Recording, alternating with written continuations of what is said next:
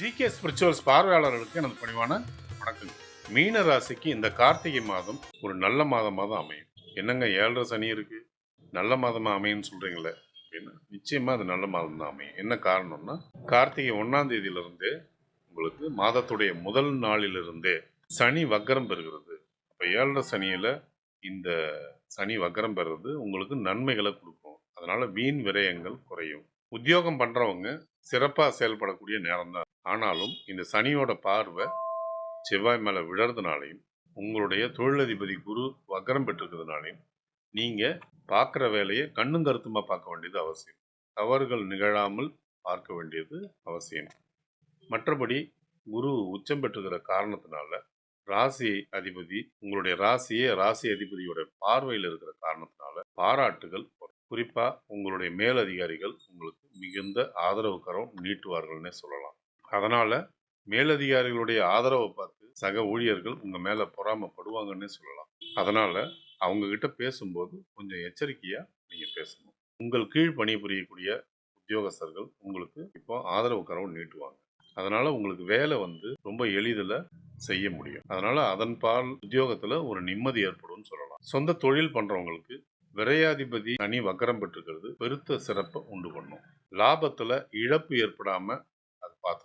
அதே நேரம் உங்களுடைய தனாதிபதி செவ்வாய் 9ல் ஆட்சி பெற்றிருக்கிற காரணத்தினால குருவோட பார்வை அது மேல விழற காரணத்தினால உங்களுக்கு நிலம் சம்பந்தப்பட்ட வியாபாரங்கள், அதாவது ரியல் எஸ்டேட்டு, எந்திரங்கள், லேத்து சம்பந்தப்பட்ட ஃபேக்ட்ரிஸ் வச்சிருக்கிறவங்க, மளிகை சம்பந்தப்பட்ட தொழில் ஈடுபட்டிருக்கிறவங்க, எரிபொருள் சம்பந்தப்பட்ட தொழில் ஈடுபட்டிருக்கக்கூடியவங்க, ஆடை ஆபரண உற்பத்தியில் ஈடுபட்டிருக்கக்கூடியவங்க, இவங்களுக்கெல்லாம் மிகுந்த யோகங்கள் கிடைக்கும். ஆலய வழிபாடு சம்பந்தப்பட்ட தொழில், மர வேலை சம்பந்தப்பட்ட தொழில், விவசாயம் சம்பந்தப்பட்ட தொழில், இதிலெல்லாம் உங்களுக்கு ஆதாயம் நல்லாவே கிடைக்கும்.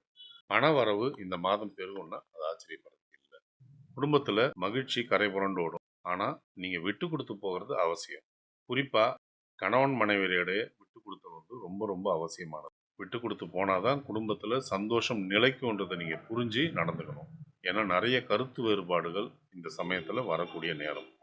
ஆனால் குருவோட பார்வை இருக்கிறதுனால அது மிஞ்சி போகாம குருவோட பார்வை பாதுகாக்கும். மூத்த இளைய சகோதர சகோதரிகளால லாபம் உண்டு. ஒரு சிலர் வீட்டுக்கு விலை உயர்ந்த பொருட்களை வாங்குறதுல ஆர்வம் காட்டக்கூடியவங்களா இருப்பாங்க. ஒரு சில பேர் தங்கம் வாங்குறதுல ஆர்வம் காட்டக்கூடியவங்களா இருப்பாங்க. அவங்களுக்கு இது உகந்த மாசம்தான். திருமணத்திற்கு வரன் பார்க்கும் மீனராசிக்காரர்களாக இருந்தால் அவங்களுக்கு வரன் அமையக்கூடிய சந்தர்ப்பங்கள் உண்டு. குழந்தைகளுடைய படிப்பும் உடல் ஆரோக்கியமும் சீராகவே இருக்கும். மாத பிற்பகுதியில் உங்களுக்கு வயிறு அல்லது நரம்பு சம்பந்தப்பட்ட கோளாறுகள் ஏற்படுறதுக்கான வாய்ப்புகள் உண்டு. அது வாழ்க்கை துணைக்கும் பொருந்தும்.